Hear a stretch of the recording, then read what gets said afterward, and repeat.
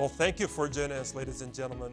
You know, digestive issues like bloating, cramps, and heartburn affects many people, and these symptoms often increase during Ramadan due to changes in eating habits. Today, we discuss common digestive conditions and simple ways to manage symptoms and know when to seek medical advice. And with that being said, we'd like to welcome Dr. Abdulaziz Almudaires, ABIM, FRCPC, gastroenterology, and advanced endoscopy specialist. I hope I pronounced those specializations correctly because I've had a struggling time. But first, I'd like to welcome you on the program. Thank you very much, and thank you for having me. Thank you. You know, I think, the question that begs to be asked is that a lot of people during Ramadan, have a lot of problems, chronic digestive symptoms and a lot of, I would say, eating problems. Like, what is the root of those problems? So, I guess in Ramadan, the schedule is a bit, it's off, especially the first few days. So your eating habits are different. If you're on medications, your medication schedule is a bit different. Sleeping habits are a bit different. So any change in schedule, especially abrupt, can cause these gastrointestinal problems. I would add also the type of food that we consume and the amount of time that we have to consume these types of food is also a factor here. So what would you say are the most common digestive problems you've encountered in a lot of patients? In general? Yeah. So I'd say irritable bowel syndrome is a very common issue. That's IBS, right? That's IBS, exactly. Dyspepsia, which is indigestion, is also common, and heartburn or gastroesophageal reflux disease is very common as well. And so when it comes to fasting, like how does fasting affect the stomach, during Ramadan and our systems in general? So fasting in general is a very positive state for our body, especially the gastrointestinal system. So during fasting, we have some time, or I'd say time off for the GI system to recover, to restore balance, especially between positive or beneficial and non-beneficial organisms or bacteria. Having said that, sometimes during Ramadan, during fasting, we may experience some GI symptoms due to the aforementioned reason that I described, and especially for gastroesophageal reflux when you have a prolonged period of time of basically fasting. But overall, it's a very positive state for the body, and I think it's an opportunity for everyone to relax and kind of focus on their well-being. Yeah, and speaking of being well-being, you did mention earlier that about the IBS, and I have personal inquiry about that because several of my family members have that. So does IBS, is it connected to, a lot of people have misconception that it's connected to psychological effects, or is it, it comes from like legit physical traits? Yes, so IBS is a bit complex, and despite that we have many theories, and probably most of them are correct. We don't have a full understanding of this disease, but we have to, realize that many factors play a role in this disease. For example, as you mentioned, psychological stress, or I would phrase it as brain-gut imbalance. Yeah. We know that any stimuli, neurological or psychological, can sometimes cause GI or gastrointestinal symptoms. However, it's not the only process. We know that some people can have what we call in medical terms immobility or dysmobility, meaning that your body or your GI system is either too slow or too fast, which can cause constipation or diarrhea, for example. We know that some imbalance between microorganism, we call it microbiota in the gut, can cause these symptoms. Also, some people have sensitive gut. Medical terms, we call it visceral sensitivity. So all these factors interplay and produce these symptoms. But for sure, psychological stress is an element. It's mostly a trigger rather than a cause for IBS. Okay. And speaking of that, what are the systems that if I see them, I know I might likely have IBS, so I'm going to go and check it out. Like, what are the symptoms I have to look for? Yes, so IBS can have, I guess, non-specific symptoms. However, if we have a constellation of these symptoms, then we suspect IBS. For example, in order to be diagnosed with IBS, we have to have some sort of pain or abdominal cramps, usually in the lower abdomen. Bloating is a common symptom, in addition to change in bowel habits, either form or frequency, so too frequent or infrequent. Also, chronicity, chronic problems. So it's not a new problem. Usually, patients with IBS suffer for a while, and the pattern is more intermittent rather than continuous. And as I mentioned, can be triggered by many factors, including stress. Okay, and one of my cousins who I think has IBS, he says I avoid milk because whenever he has milk, that's where the symptoms come. Now I'm not sure if there's a correlation, but it goes to my question is that are there any dietary things that trigger IBS? Are there any dietary restrictions I have to take if I have IBS? Yes, that's a very good point. So we know that IBS can be triggered by several dietary habits. There's a group of foods that's called FODMAP, high FODMAP. Basically, it means sugars that can be fermented in our body. These can produce gas and cause diarrhea. One of them is lactose, which is found in many dairy products. So for someone who has symptoms related to milk, for example, I'd suggest avoiding lactose and basically purchasing lactose-free products. So I guess, my cousin was basically doing elimination process. The right thing, yes. Other dietary practices include avoidance of the remainder of the list of the high FODMAP products, such as beans, some sugars that are found in sugar-free products, such as sorbitol, for example, and onions and garlic are very common triggers for these symptoms. For better dietary habits or things that would improve IBS, there's a good amount of evidence that peppermint oil or peppermint tea helps relax the bowel and relieve bloating. I'd say in general, as a rule, know what triggers your symptoms and try to avoid it if possible. If it's an extensive list, I'd say see a specialist such as a gastroenterologist or a dietitian to help you navigate through that.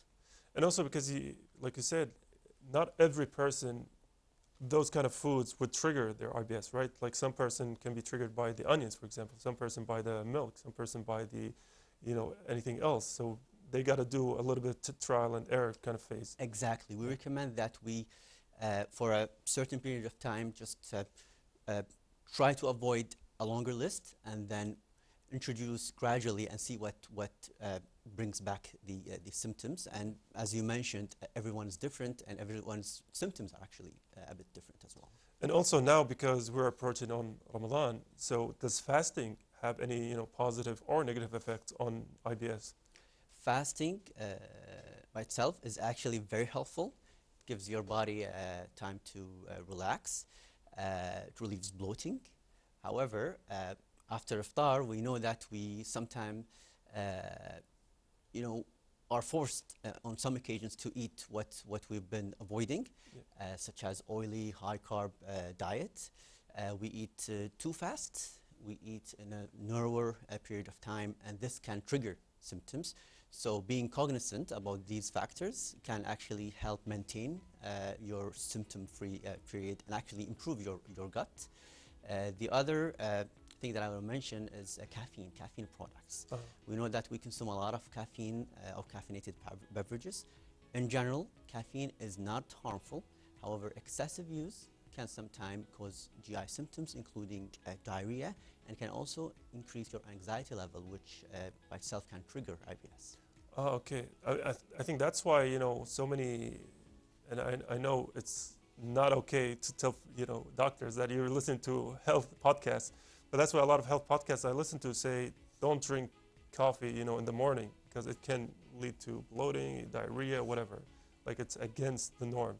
But, let's switch topic is that for a lot of people, and this one is me, not my cousins, during Ramadan, after iftar, we have, acid reflexes, we had heartburns. Are the two connected to each other? Is there a reason why that happens, especially during Ramadan after iftar? Yes and no. So for someone who's on treatment, it just could be related to the timing, especially the first few days. So until we adjust and our body adjusts to the timing of the medication, things would improve. For people who are not on medications, types of food, eating late, like just before bedtime, can increase your GERD or reflux symptoms. Sorry, GERD is basically gastroesophageal reflux, which is heartburn. Also, as I mentioned, caffeine and high carb diet. So my advice is, if you want to consume these foods, if you can't help to just, eating samosas or some dessert, it's okay, just in moderation. Just try to separate meals, rest, don't eat until you're just full or bloated, and try to eat at least 2-3 hours before bedtime, and maybe a small snack at suhoor time. Oh, because I think me and my friends, or I would say most people in general, have this false misconception during Ramadan, is that before the imsak, by, let's say, half an hour or something, they eat so much food and then they go to sleep. And that's the wrong thing to do. Oh yeah, that's definitely one of the triggers. Actually, it's one of the most common triggers. Oh, mashallah.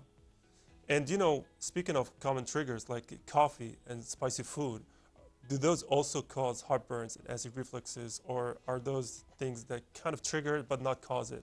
Yes, so to answer your question, I want to explain what's heartburn basically. It's usually caused by acid going back into the esophagus. So spices and caffeine can relax the valve that prevents this process. So for people who are prone to heartburn, yes, they can cause heartburn. But for the general population, they're not harmful as long as you're not symptomatic from them. So I'd say know your body. If you're okay with caffeine, that's fine. If caffeine triggers your symptoms, try to minimize caffeine intake, and the same applies to spices. And so also, whenever you've had your caffeine, you've had your spicy food, and now you're feeling a little bit of heartburn. So when does that, feeling shift from being something, for the food product, or is it something I got to go and seek medical advice for? Yes, so if it's something consistent, meaning it happens a lot, if it's not short-lived, basically remains for a long period of time, severe, or is associated with the following symptoms: problem swallowing, blood seen in stool or vomiting blood, weight loss that is not explained, or early satiety, feeling full quickly. These symptoms are, we call them red flags.